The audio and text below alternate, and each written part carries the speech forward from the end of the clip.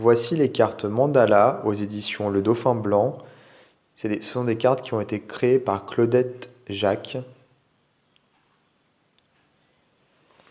Alors, c'est un jeu que j'affectionne tout particulièrement. Je le trouve très très utile au niveau du développement personnel.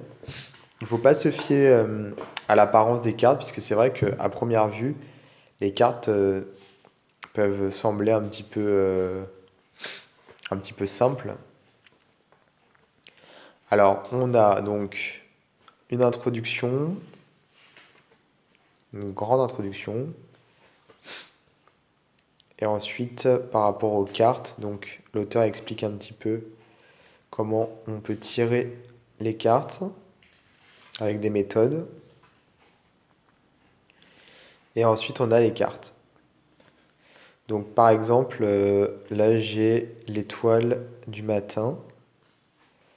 Alors je vais essayer de la trouver puisque voilà, l'étoile du matin. Je vais lire un passage du livret pour que vous puissiez vous rendre compte. Avant que je m'éveille, ma journée est teintée des intentions de la veille. Je suis conscient que mes dernières pensées préparent cet autre jour. Si je suis mécontent au réveil, c'est que je porte le poids d'hier. Pour un meilleur lendemain, dès maintenant, je prends conscience de ce que je pense, comme si chaque pensée était une pierre sur laquelle je poserais le pied demain.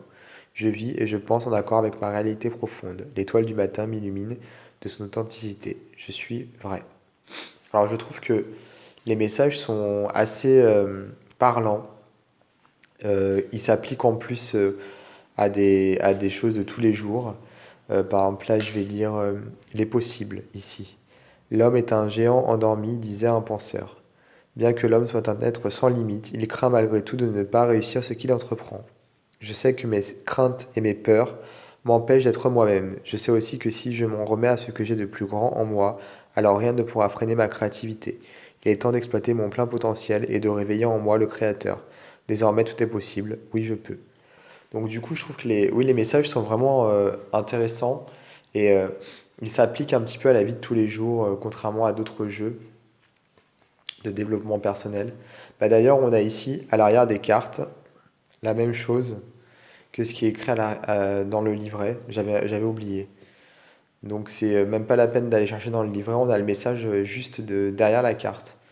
Alors, je trouve que les cartes, voilà, elles sont pas forcément mises en valeur à cause de tout, tout ce fond. Parce qu'en fait, le mandala en lui-même est sympa, il est même très beau. Mais par contre, voilà, il y a tout ce fond en fait qui prend énormément de place et ça met pas forcément les cartes en valeur. Donc ça, c'est dommage.